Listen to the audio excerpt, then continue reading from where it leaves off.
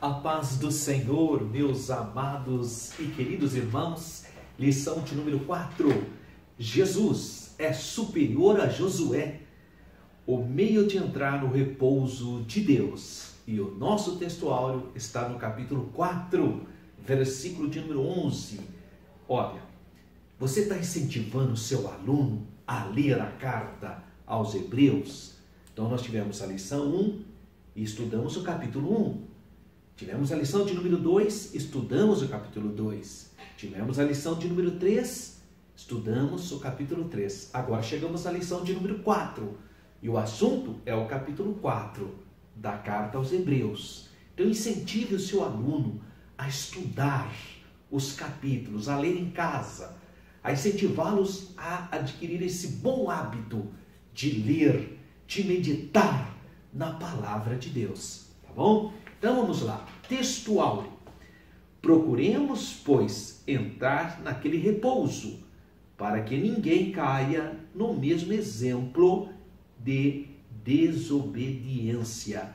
Hebreus 4:11. E a verdade prática diz: o descanso provido por Josué foi terreno, temporário e incompleto. O descanso provido por Cristo é celestial, eterno e completo, graças a Deus. Então, a leitura bíblica em classe é o capítulo 4, entre os versículos 1 até o versículo 13. Lembrando, então, que o capítulo 4 tem exatamente 15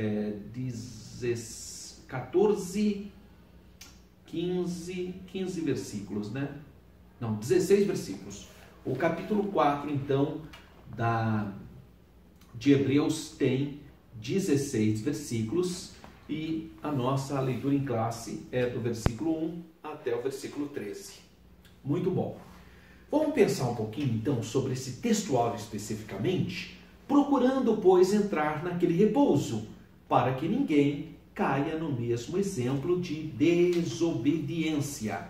Bom, na verdade, o trabalho antecede ao descanso, né? Antes de descansar, a gente tem que trabalhar. Não foi assim que Deus fez? Deus não criou e no 7º dia descansou? Então, primeiro se trabalha, depois descansa. Bom, numa outra versão, o nosso textuário declara: ora, à vista disso, procuremos diligentemente entrar naquele repouso, para que ninguém caia no mesmo exemplo de desobediência.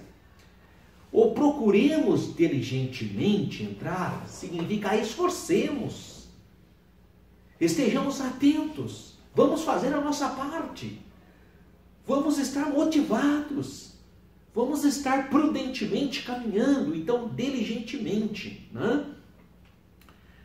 Procuremos diligentemente entrar, ou seja, requer esforço. Requer esforço. Então a pessoa tem que desejar, tem que querer.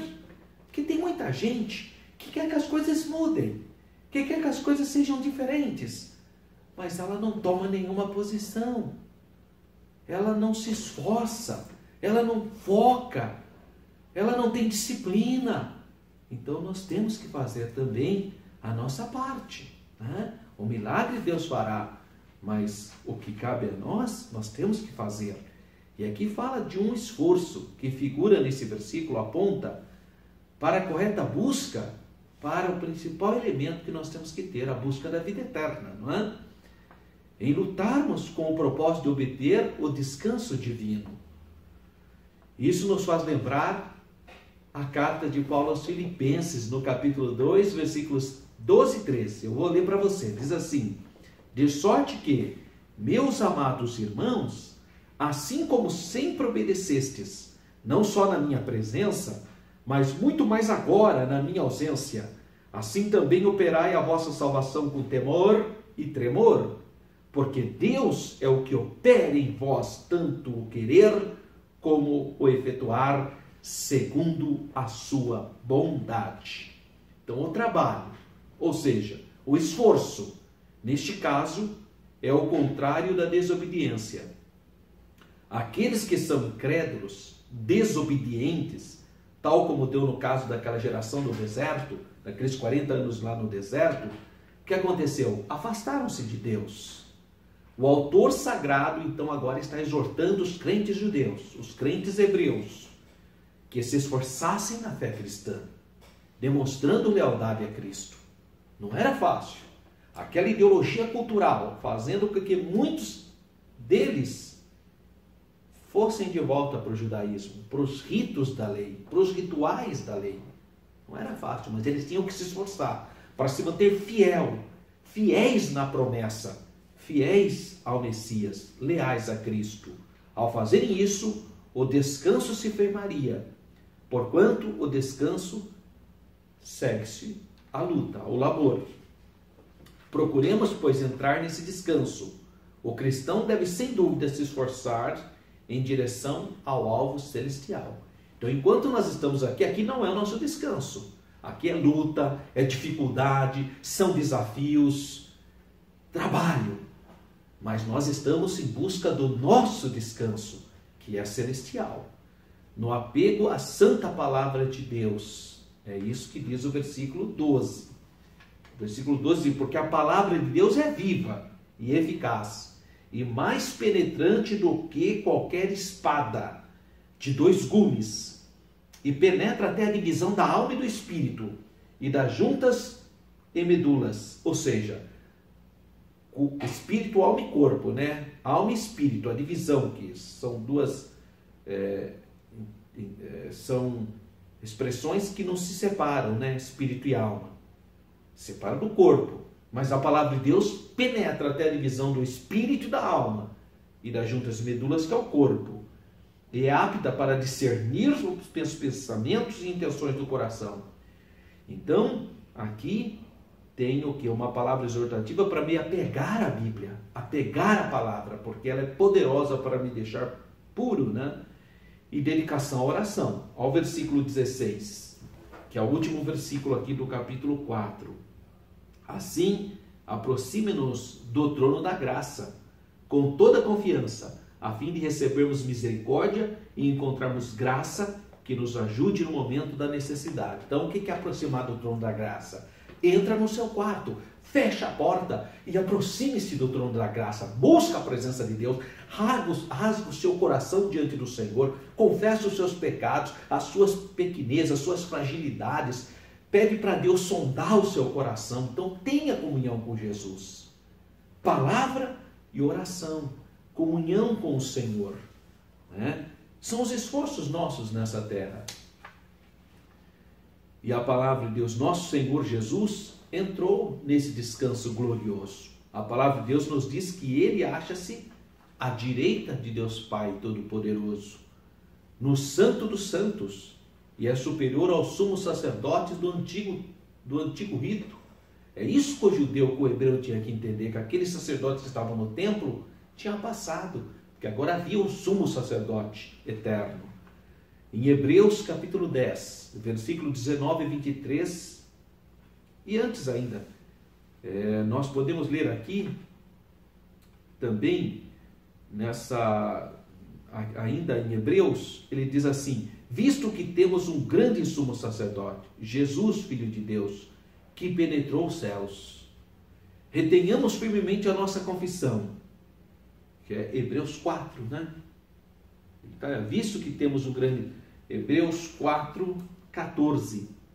Portanto, visto que temos um grande sumo sacerdote, que adentrou os céus, Jesus, o Filho de Deus, apeguemos-nos com toda a firmeza e fé que professamos, pois não temos um sumo sacerdote que não possa compadecer-se das nossas fraquezas, mas sim alguém que, como nós, passou por todo tipo de tentação, porém sem pecado. Assim, aproximemo-nos do trono da graça com toda a confiança, a fim de recebermos misericórdia e encontrarmos graça que nos ajude no momento da necessidade. Então, e também aqui Hebreus capítulo 10, versículo 19 a 23, olha só o que diz a palavra: tendo, pois, irmãos, ousadia para entrar no santuário, pelo sangue de Jesus, pelo novo e vivo caminho que Ele nos consagrou pelo véu, isto é, pela sua carne, e tendo um grande sumo sacerdote sobre a casa de Deus, cheguemo-nos com verdadeiro coração, inteira certeza de fé, tendo o coração purificado de má consciência e o corpo lavado com água limpa, retenhamos firmes a confissão da nossa esperança, porque fiel é o que prometeu. Glórias a Deus. Que Deus continue abençoando sua vida. Que palavra extraordinária. A leitura então bíblica em classe, Hebreus capítulo 4, versículos 1 a 13, mas você pode ler até o 16.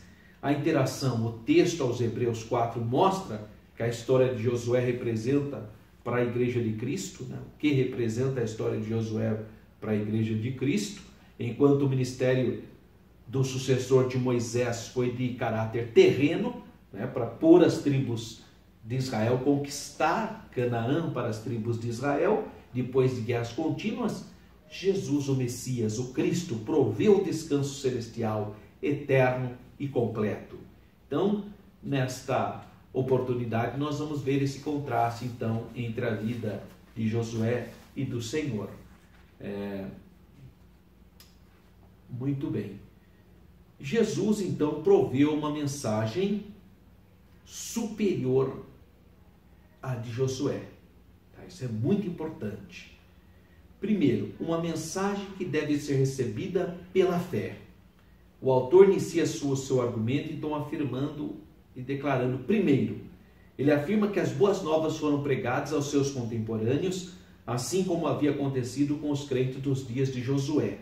Isso está em Hebreus, capítulo 4, versículo 2. Diz assim: porque também a nós foram pregadas as boas novas, como a eles, mas a palavra da pregação nada lhes aproveitou, porquanto não estava misturado com a fé naqueles que a ouviam.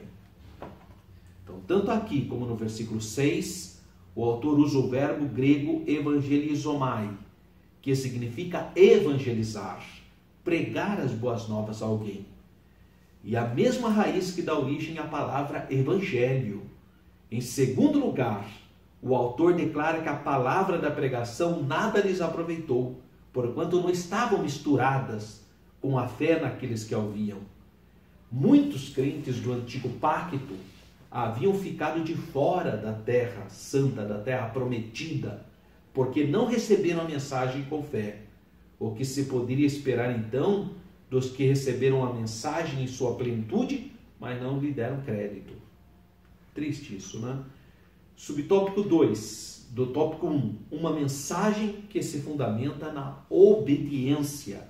O autor passa a mostrar a razão de alguns não terem entrado no descanso de Deus. Então, ele fala aqui em Hebreus 4, versículo 6. Visto, pois, que resta que alguns entrem nele, e que aqueles a quem primeiro foram pregadas as boas novas, não entraram por causa da desobediência. A desobediência é a manifestação ativa da incredulidade. Sabe por que não obedece? Porque não crê. Porque se cresce, de coração também obedeceria. Essa palavra ocorre 6 vezes no texto original e foi usada pelo apóstolo Paulo para se referir aos filhos da desobediência em Efésios 2:2. O crente, quando não crê, age da mesma forma que o incrédulo. O autor aos Hebreus, então, usa a palavra novamente no versículo 11, que diz: procuremos, pois, entrar naquele repouso para que ninguém caia no mesmo exemplo de desobediência, que é o nosso textual. A mensagem de Deus só tem proveito quando acompanhada pela fé, pela obediência, pela fidelidade. E o subtópico 3, uma mensagem que conduz à contrição. A mensagem de Deus, para ser recebida, necessita encontrar corações receptivos. Hebreus 4:7 diz aqui: determina outra vez um certo dia, hoje, dizendo por Davi, muito tempo depois, como está dito, hoje se ouvires a sua voz, não endureçais o vosso coração. Ou seja, tenha o coração aberto, o coração receptivo. Esse termo deu origem à palavra portuguesa esclerose, endurecimento, enrijecido. E a mesma palavra usada em Lucas, em Atos, para dizer que os judeus se mostraram endurecidos, corações endurecidos. Aqui em Hebreus, como em outros lugares do Novo Testamento, é o homem e não Deus que endurece o seu próprio coração. É o próprio homem que faz isso. Para que a mensagem tenha efeito, é preciso encontrar então corações abertos, corações contritos, corações sensíveis à palavra do Senhor. Então, resuminho do primeiro tópico, a mensagem do Senhor Jesus deve ser recebida, deve ser percebida com fé, praticada com obediência e recebida com o coração aberto, com o coração contrito, com o coração receptivo. Há um subsídio didático para os professores, aqui, dando algumas orientações, e o tópico 2 declara: Jesus proveu descanso superior ao que Josué proveu para as 12 tribos de Israel na conquista de Canaã. Um descanso total. Quando contrastamos, então, o capítulo 11, e versículo 23, com o capítulo 13 e 1 do livro de Josué, surge uma pergunta: Josué conquistou ou não conquistou Canaã? Especialistas em língua semítica avaliam que Josué 11:23 refere-se a uma avaliação otimista das campanhas que o líder fez. Ora, o povo peregrino ansiava por vir chegar o dia de herdar toda a terra prometida. Quem está peregrinando na terra mantém essa esperança de chegar no seu alvo. Nesse sentido, e como era comum à época, o exército de Josué estabeleceu a supremacia militar sobre toda Canaã, assim que chegou ao território, embora não tivesse o pleno controle das cidades e vilas, conforme Josué 13:1. Logo, os capítulos 11 e 13 não são contraditórios. Então, ele conseguiu o domínio militar, mas não a conquista absoluta das cidades. Então, em outras palavras, foi uma conquista parcial e incompleta. Por outro lado, o que o autor de Hebreus está mostrando para nós é que o descanso provido por Jesus, esse sim é completo, total. Nada fica para ser conquistado. É pleno, graças a Deus. Um descanso real. Então a redação de Hebreus 4:8 declara: porque se Josué lhes houvesse dado repouso, não falaria depois de outro dia. A conquista de Canaã era apenas um tipo do qual a Canaã celestial é o antítipo. A conquista da terra prometida por Josué era apenas então uma sombra.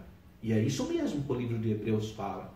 Se você ler o capítulo 7, o capítulo 8, ele vai apontar que todos os rituais, tudo do Antigo Testamento, toda aquela pedagogia que ocorre no Antigo Testamento, aquelas histórias, tudo eram sombras de bens futuros, graças a Deus. Quem proveu de fato um descanso para o povo de Deus foi o Senhor Jesus, não Josué. Jesus diz assim, em Mateus 11:28, vinde a mim, todos vós que estáis cansados e oprimidos, e eu vos aliviarei, graças a Deus. Isso, subtópico 3 do item 2, um descanso eterno, que é o descanso que o autor de Hebreus mostra na pessoa de Jesus. Para o autor aos Hebreus, o descanso provido por Josué não foi apenas incompleto e tipológico. Ele foi também o que? Temporário. Hebreus 4:9. Em Hebreus 4:9 diz, portanto, resta ainda um repouso para o povo de Deus. O descanso não é aqui. Embora desfrutemos das bênçãos do reino na era presente, todavia o futuro aguarda a sua plenitude. Então a estrada é longa, com dificuldades, com lutas, mas nós não podemos parar. Aí que entra o nosso textual, então. Procuremos, pois, entrar naquele repouso, para que ninguém caia no mesmo exemplo da desobediência. Então, o resumo do tópico 2. O descanso que Jesus proveu para o seu povo é completo, real e eterno. Graças a Deus. Há um subsídio do comentário bíblico pentecostal, que vai falar sobre o repouso, que vale a pena então você dar uma olhadinha. Também há outra informação sobre o descanso, que é um comentário bíblico pentecostal também do Novo Testamento. E finalmente o tópico 3. Jesus proveu uma orientação superior à de Josué, uma palavra viva. Já vimos que o autor aos Hebreus afirma que a geração do Êxodo ouviu as boas novas da palavra, mas não deu ouvido. Por isso que eles ficaram no deserto, morrendo. Só entrou na terra prometida Josué e Caleb. Nem Moisés entrou. Tudo por desobediência. Essa palavra não foi anunciada por um anjo, Moisés, nem tampouco por Josué, mas pelo próprio Jesus, que fala do descanso celestial. Essa palavra não mais se limita à letra, à lei mosaica, mas é a palavra viva. Jesus afirmou que suas palavras são espírito e vida, em João 6,63. Como devemos nos portar diante da palavra viva do Senhor Jesus? A pergunta que o comentarista faz. Subtópico 2 do tópico 3. Uma palavra eficaz. Então, a palavra viva, palavra eficaz, palavra penetrante. É isso que ele fala em 1 Pedro 1,23, diz: sendo de novo gerados, não de semente corruptível, mas de incorruptível, pela palavra de Deus viva e que permanece para sempre. Graças a Deus. E uma palavra penetrante, Hebreus 4,12. Né? O que diz Hebreus 4,12? Depois do nosso textuário é 4,11. O versículo 12 diz: porque a palavra de Deus é viva, eficaz. Que lindo, né? Viva e eficaz. E mais penetrante que qualquer espada de dois gumes. Então, palavra viva, palavra eficaz, palavra penetrante.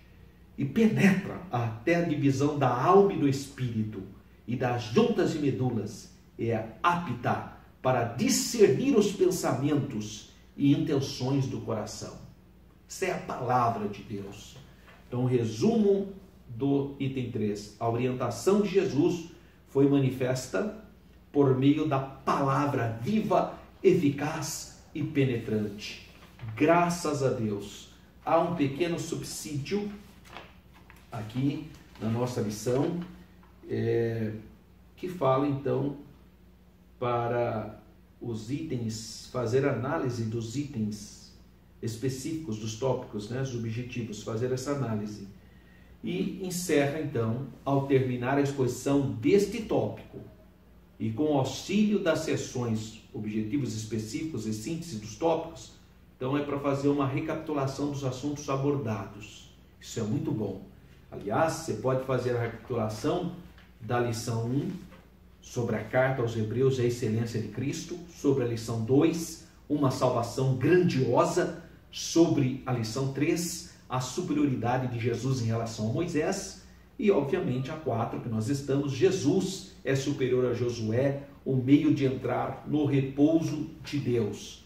Capítulo 1 de Hebreus, capítulo 2 de Hebreus, capítulo 3 de Hebreus, capítulo 4 aos Hebreus.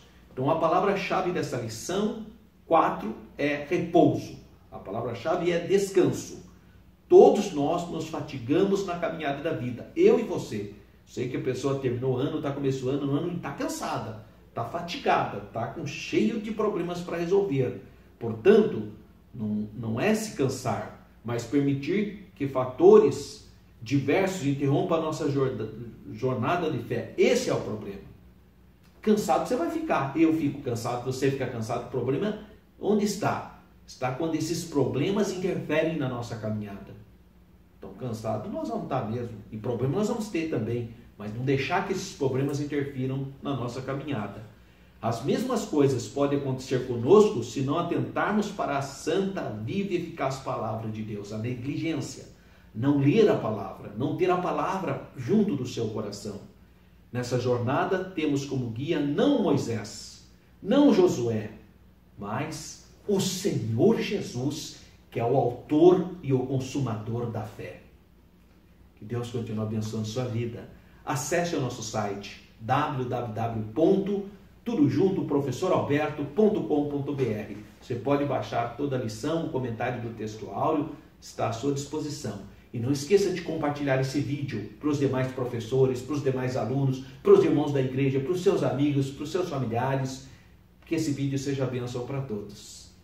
Que Deus continue abençoando sua casa, sua família e sua aula. Que essa lição de número 4 seja bênção para todos. Fique na paz do Senhor.